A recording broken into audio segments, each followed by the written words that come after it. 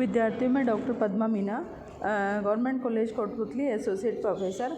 जैसा कि मैंने आपको पूर्व के व्याख्यान में लोकतंत्र क्या है, लोकतंत्र विचारधारा को किस तरह से परिभाषित किया गया है, लोकतंत्र का अर्थ और परिभाषाओं का मैंने आपको पिछले व्याख्यान में विवेचन किया था। अब मैं आपको लोकतंत्र संबंधी कौन कौन से सिद्धांत और दृष्टिकोण प्रचलित है। तो विद्यार्थियों, लोकतंत्र के संबंध में 5 तरह के सिद्धांत प्रचलित है। पहला है लोकतंत्र का परंपरागत उदारवादी सिद्धांत, दूसरा लोकतंत्र का बहुलवादी सिद्धांत, तीसरा लोकतंत्र का विशिष्ट अभिजन वर्गीय सिद्धांत, और चौथा है लोकतंत्र का मार्क्सवादी सिद्धांत, और पांचवा है लोकतंत्र का समाजवादी सिद्धांत। अब सबसे पहले हम लोकतंत्र संबंधी विभिन्न सिद्धांतों का विवेचन करेंगे। तो मैं सबसे पहले आपको लोकतंत्र का परंपरागत उदारवादी सिद्धांत क्या है और इसका दृष्टिकोण क्या है, इस पर आज का मेरा व्याख्यान आधारित रहेगा। तो जो लोकतंत्र का परंपरागत उदारवादी सिद्धांत है वो पश्चिमी सिद्धांत अथवा लोकतंत्र का लोकप्रिय सिद्धांत के नाम से भी हम उसको जानते हैं। Hobbes, Locke, Rousseau, Bentham, J S. Mill, T H. Green, Montesquieu, Abraham Lincoln, Jefferson, Herbert Spencer आदि ने लोकतंत्र के परंपरागत सिद्धांत का विवेचन प्रस्तुत किया। तो लोकतंत्र का परंपरागत सिद्धांत की जो आधारभूत मान्यता और लक्षण वह हैं कि इसके अनुसार व्यक्ति क्या है, एक बुद्धिमान प्राणी है। अतः जब व्यक्ति बुद्धिमान प्राणी है तो वो अपना हित अहित समझने की शक्ति रखता है और सभी व्यक्ति इस सिद्धांत के अनुसार मूलतः समान है। और शासन का गठन उदारवादी लोकतांत्रिक संविधानवाद के अनुसार होना चाहिए, अर्थात शासन कैसा होना चाहिए, सीमित शासन होना चाहिए, ना कि निरंकुश शासन होना चाहिए। और सरकार और जो शासन उसकी शक्ति का आधार जनता की इच्छा होती है। अतः सरकार राजनीतिक सत्ता की मात्र न्यासी है, जिसे हम ट्रस्ट कह सकते हैं, वो होती है। और शासन का संचालन जनता द्वारा होता है और शासन के संचालन और गठन में बहुमत के सिद्धांत का पालन किया जाना चाहिए और शासन को जनता के प्रति उत्तरदायी होना चाहिए और शासन का उद्देश्य व्यक्ति का हित अर्थात व्यक्ति के व्यक्तित्व का विकास होना चाहिए और व्यक्ति को नागरिक स्वतंत्रता और अधिकार प्राप्त होने चाहिए और इनकी रक्षा के लिए स्वतंत्र और निष्पक्ष न्यायपालिका की स्थापना की जानी चाहिए। तो लोकतंत्र का उदारवादी सिद्धांत या परंपरा उदारवादी सिद्धांत इन सिद्धांतों या दृष्टिकोण पर आधारित है। लेकिन लोकतंत्र के इस उदारवादी सिद्धांत की भी आलोचना की गई है। वो कौन कौन से आधार है विद्यार्थियों, जिसके आधार पर लोकतंत्र के उदारवादी सिद्धांत की आलोचना की जाती है? ये माना जाता है कि व्यक्ति मूलतः बुद्धिमान प्राणी नहीं है, बल्कि व्यक्ति भावना और मूल आवेशों से चलने वाला प्राणी है। सभी व्यक्ति समान नहीं होते हैं, इसलिए लोकतंत्र का सिद्धांत व्यक्तियों की राजनीतिक समानता पर अत्यधिक जोर देता है, जबकि व्यक्तियों के बीच इस प्रकार की कोई समानता नहीं पाई जाती है। और जनता द्वारा शासन के संचालन का सिद्धांत हानिकारक माना गया। इससे लोकतंत्र भीड़तंत्र में बदल जाता है और व्यवहार में लोकतंत्र का संचालन विशिष्ट वर्ग या अभिजन वर्ग के द्वारा किया जाता है और लोकतंत्र का यह सिद्धांत इस तथ्य की उपेक्षा करता है। तो यह माना जाता है कि ये सिद्धांत मूल्यों और आदर्शों पर अधिक बल देता है और इस प्रकार राजनीतिक जीवन की वास्तविकताओं पर समुचित ध्यान नहीं देता है। तो ये तो विद्यार्थी लोकतंत्र का परंपरागत उदारवादी सिद्धांत। दूसरा सिद्धांत है लोकतंत्र का बहुलतावादी सिद्धांत। तो इस सिद्धांत के प्रमुख प्रतिपादक है H.J. Laski, Ernest Barker, Miss वॉलेट, G.D.H. कोल, डिग्बी आदि ने लोकतंत्र के बहुलतावादी सिद्धांत का विवेचन प्रस्तुत किया है। तो लोकतंत्र का बहुलतावादी सिद्धांत, इसकी मुख्य मान्यताएं निम्नलिखित है। इस सिद्धांत के अनुसार लोकतंत्र का आधार व्यक्ति नहीं है, अपितु समाज में व्याप्त विभिन्न समुदाय और समूह हैं और समुदाय और समूहों का निर्माण व्यक्तियों के विभिन्न हितों की पूर्ति के लिए किया जाता है और इस रूप में व्यक्तियों के विभिन्न हितों का प्रतिनिधित्व भी करते हैं और विभिन्न समुदाय और समूह अपने से संबंधित व्यक्तियों के हितों की पूर्ति के लिए सरकार पर दबाव डालते हैं।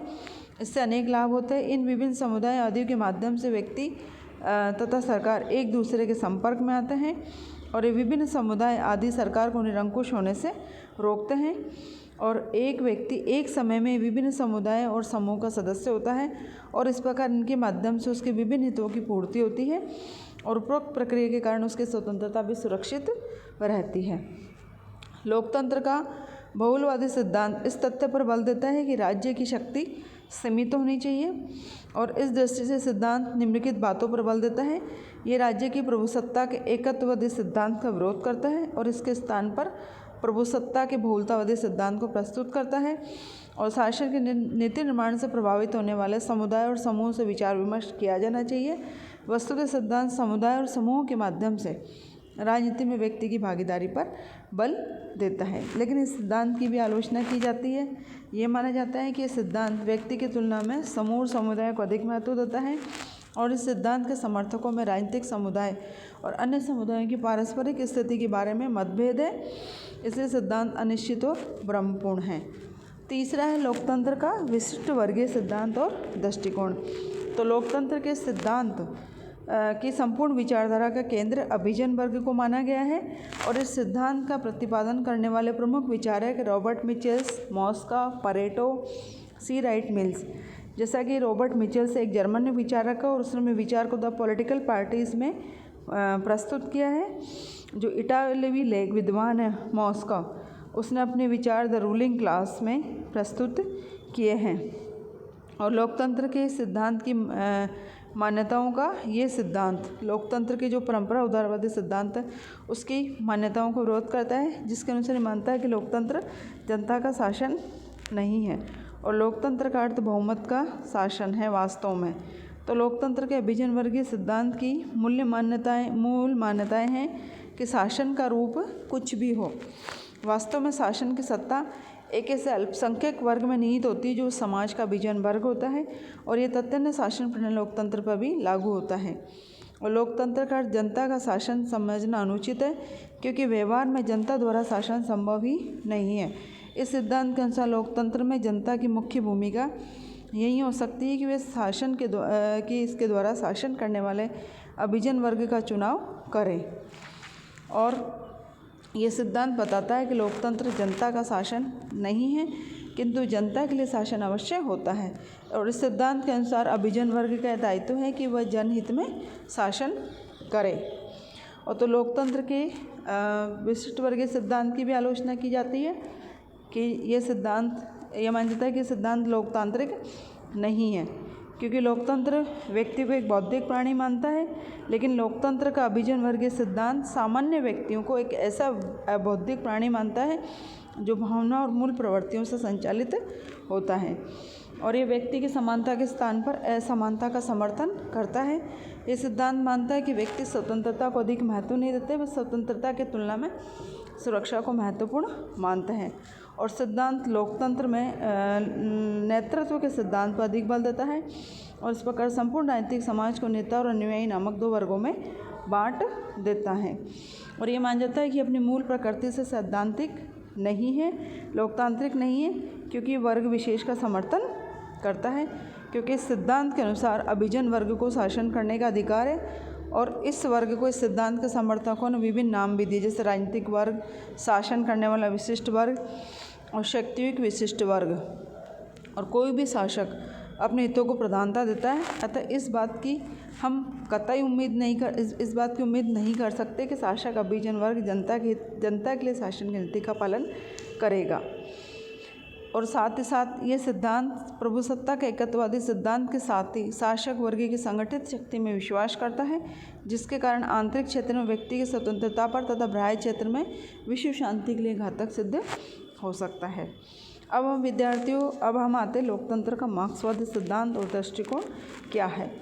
मार्क्सवादियों ने जनवादी लोकतंत्र, जिसे कहते हैं पीपुल डेमोक्रेसी, का समर्थन किया है, और मार्क्सवादी लोकतंत्र का मूल विचार कार्ल मार्क्स और फ्रेडरिक एंजल्स की विचारधारा में दिखाई पड़ता है, और इसे व्यवहारिक रूप लेनिन, स्टालिन, माओ सेतुंग आदि ने दिया है। तो लोकतंत्र का मार्क्सवादी सिद्धांत की मूल मान्यताएं हैं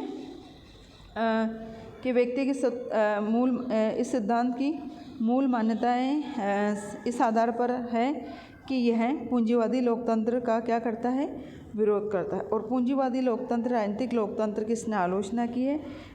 किस आधार पर आलोचना की है? ये मानता है कि जो पूंजीवादी लोकतंत्र, राजनीतिक लोकतंत्र है, यह व्यक्ति की स्वतंत्रता के नाम पर समाज के हितों की क्या करता है, उपेक्षा करता है। तो ये आर्थिक दृष्टि से पूंजीवादी व्यवस्था है। ये सामान्य व्यक्ति के हित की नहीं बल्कि पूंजीपति वर्ग का हित का समर्थन करने वाली शासन प्रणाली है और ये धन के आधार पर कार्य करती है। तो लोकतंत्र के मार्क्सवादी सिद्धांत की मुख्य मान्यताएं क्या हैं? ये मानता है कि व्यक्ति की तुलना में समाज का हित ज़्यादा है, समाज साध्य और व्यक्ति साधन है, और जनता का अर्थ केवल सर्वहारा वर्ग से लिया जाना चाहिए और इस वर्ग के हित में जो शासन प्रणाली है वही लोकतंत्र है। सर्वहारा की तानाशाही जनवादी लोकतंत्र है और लोकतंत्र का वास्तविक अर्थ आर्थिक समानता और आर्थिक स्वतंत्रता है और इसका स्थापना तभी हो सकती है जब आर्थिक उत्पादन वितरण के सभी साधनों का समाजीकरण कर दिया जाए। और मार्क्सवादी लोकतंत्र सर्वहारा वर्ग का लोकतंत्र है, अतः ऐसे शासन में सर्वहारा वर्ग के एकमात्र प्रतिनिधि दल के रूप में केवल सम्यक दल ही पाया जाता है और इस दल का संपूर्ण राजनीतिक व्यवस्था पर एकाधिकार पाया जाता है। तो मार्क्सवादी लोकतंत्र के समर्थक मानते हैं कि वास्तविक और पूर्ण लोकतंत्र तो समाज की साम्यवादी व्यवस्था में ही पाया जाता है जो समाज को वर्गहीन और राज्यहीन अवस्था होगी। तो लोकतंत्र के मार्क्सवादी सिद्धांत की आलोचना निम्नलिखित आधारों पर की जाती है कि यह सामाजिक हित पर अत्यधिक बल देकर व्यक्ति की उपेक्षा करता है और सिद्धांत लोकतंत्र का अर्थ सर्वहारा की तानाशाही मानता है, जबकि लोकतंत्र न केवल सभी वर्गों का शासन होता है बल्कि सभी प्रकार की तानाशाही का विरोध भी होता है। और मार्क्सवादी लोकतंत्र का यह दावा खोखला है कि समाज के बहुसंख्यक सर्वहारा वर्ग का लोकतंत्र है, क्योंकि व्यवहार में साम्यवादी दल के माध्यम से सर्वहारा वर्ग पर विशिष्ट वर्ग की तानाशाही सिद्ध करता है और यह सिद्धांत राजनीतिक क्षेत्र में व्यक्ति की स्वतंत्रता और समानता का अंत करता है। अब लोकतंत्र का जो आखिरी सिद्धांत है वह है समाजवादी सिद्धांत है। तो लोकतंत्र के समाजवादी सिद्धांत ये मानता है कि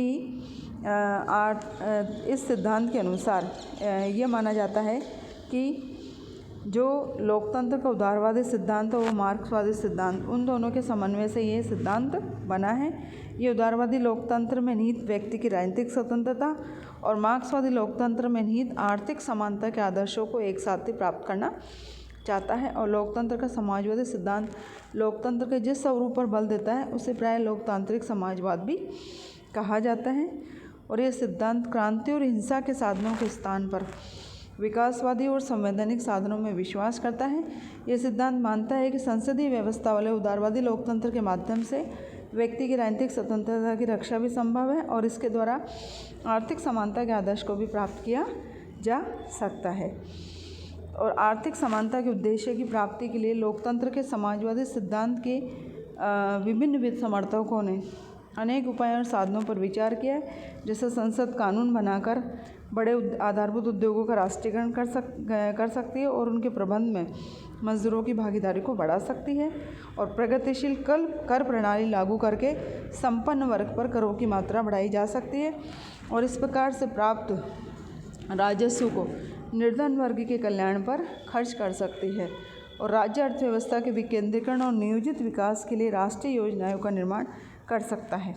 और सिद्धांत के समर्थकों का मत है कि राज्यों को अर्थव्यवस्था का ऐसा प्रबंध करना चाहिए जो साधारण नागरिक को सुरक्षा, आर्थिक सुरक्षा प्रदान करे और साधारण नागरिक की रोटी, कपड़ा, मकान, चिकित्सा और शिक्षा जैसी अनिवार्य आवश्यकताओं की पूर्ति के प्रयास करने चाहिए और राज्यों को समाज के कमजोर वर्गों, स्त्रियों आदि को कल्याण के लिए ऐसे सभी उपाय करना चाहिए जो सामाजिक न्याय की स्थापना में सहायक हो।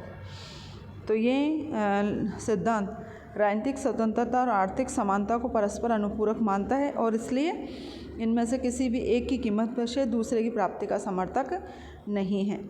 तो लोकतंत्र का जो समाजवादी सिद्धांत है उसको यूरोप के स्कैंडिनेवियन देशों में भी अपनाया गया है और आधुनिक काल में तीसरी दुनिया के विकासशील देशों में भी यह पर्याप्त लोकप्रिय रहा है।